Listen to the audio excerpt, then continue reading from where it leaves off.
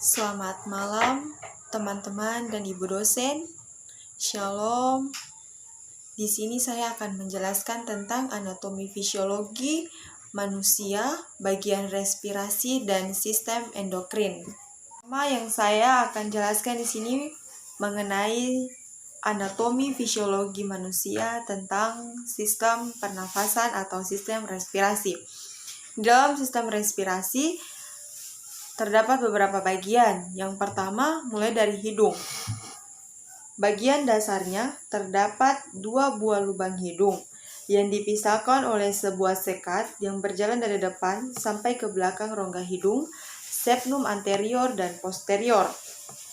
Pada pinggir lubang hidung terdapat sejumlah rambut atau vibrissae yang digunakan untuk menahan kotoran atau debu yang masuk bersama udara pernafasan. Yang kedua yaitu faring. Saluran ini merupakan tempat lewat baik udara maupun makanan atau minuman yang ditelan.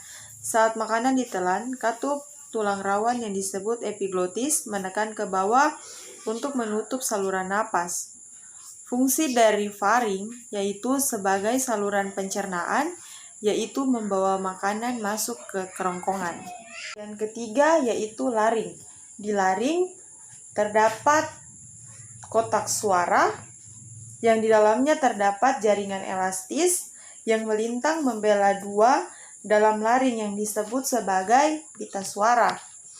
Jadi fungsi dari laring yaitu tempat lewatnya udara dan makanan. Yang ke bagian keempat yaitu trakea. Trakea ini terdapat dalam rongga dada dan bercabang 2 kiri dan sebelah kanan. Dinding trakea terbuat dari tulang rawan yang berbentuk cincin yang fleksibel. Kita bisa lihat ini trakea. Trakea ini dia bentuk seperti cincin. Cincin tulang rawan ini melindungi trakea, membuat dia lentur dan fleksibel dan mencegah kolaps atau melebar berlebihan. Trakea, dari laring, udara akan masuk ke trakea. Di dinding trakea terdapat kartilago atau tulang rawan yang memperkokoh trakea sehingga saluran ini akan terbuka. Kita lihat di sini adalah bronkus. Cabang trakea kiri dan kanan disebut sebagai bronkus. Cabang ini diameternya lebih kecil dari trakea. Dan tiap bronkus akan masuk ke dalam paru-paru. Dan yang kita lihat yaitu bagian bronkeolus. Bronkeolus adalah cabang dari bronkus yang merupakan jalur utama di bagian paru-paru. Udara yang kita hirup saat bernafas akan masuk ke paru-paru melalui bronkus. Di bagian berikut yaitu bagian alveoli. Di bagian alveoli ini akan terjadi pertukaran gas antara O2 dengan CO2. Dinding alveoli berupa selaput membran tipis dan elastis serta diliputi oleh banyak kapiler. Membran ini memisahkan gas dari cairan. Gas yaitu udara yang kita sedot saat menarik napas, dan cairan adalah darah dari kapiler. Jadi, seluruh pertukaran dalam paru terjadi pada bagian alveoli. Masuk di bagian terakhir dari bagian respirasi atau pernafasan yaitu paru-paru. Paru merupakan organ paling besar dari organ pernafasan dan ada 2 buah kiri dan juga kanan.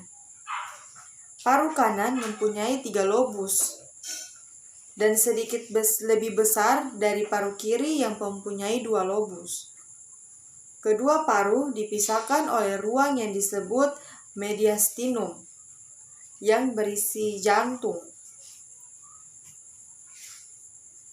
Esofagus dan beberapa limfenodus lainnya. Paru dilapisi oleh selaput pelindung yang disebut pleura dan dipisahkan dari rongga abdomen oleh diafragma. Selaput pleura meliputi Paru terdiri dari 2 lapis, berisi cairan yang diproduksi pleura. Fungsi cairan ini agar paru dapat bergerak leluasa dalam rongga dada selama kita bernafas. Penjelasan saya tentang sistem respirasi, kemudian saya akan masuk di bagian yang kedua, yaitu sistem endokrin. Bagian yang pertama yaitu hipofisis. Kelenjar ini dia terletak di bawah otak, pada lengkukan yang disebut sella turcia di bawah hipotalamus. Besarnya sekitar 1 kali 1,5 kali 0,5 cm dan beratnya sekitar 0,5 gram pada pria dewasa. Sedikit lebih besar pada wanita dan hampir 1 kg pada wanita yang menyusui. Walaupun kecil, kelenjar ini merupakan salah satu organ terpenting di bagian otak yang memproduksi atau mengeluarkan sedikit 9 hormon dan untuk mempertahankan hubungan dengan organ endokrin yang lainnya.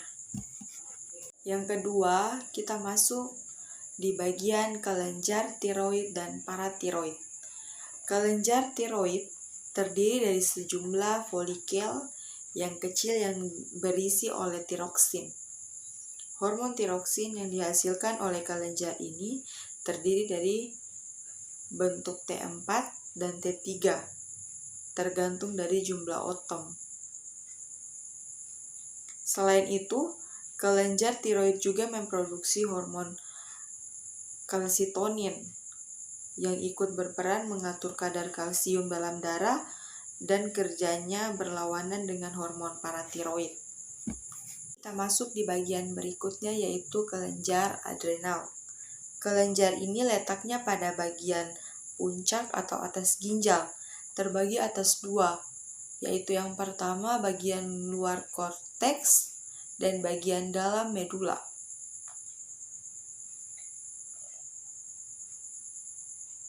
Aktivitas kelenjar ini di bawah kontrol hipotalamus, di mana impuls saraf dikirimkan dari hipotalamus menjalar melalui batang otak, medula spinalis, dan saraf-saraf simpatis ke bagian medula adrenal yang kemudian mengeluarkan hormon. Salah satunya yaitu stres. Stres oleh sebab apa saja, termasuk faktor emosional dan trauma psikis, juga menyebabkan hipotalamus merangsang pengeluaran hormon oleh kelenjar adrenal. Di bagian yang terakhir yaitu testis dan ovarium. Organ seks pada pria adalah testis yang terletak pada skrotum dan pada wanita adalah ovarium yang terletak dalam rongga abdomen. Testis memproduksi hormon seks pria yang disebut androgen, sedangkan ovarium memproduksi hormon seks wanita yaitu estrogen dan progesteron. Sekresi kedua hormon ini dikontrol oleh kelenjar hipotalamus dan hipofisis. Demikian penjelasan saya tentang anatomi tubuh manusia, bagian sistem respirasi dan sistem endokrin. Sekian dan terima kasih. Shalom.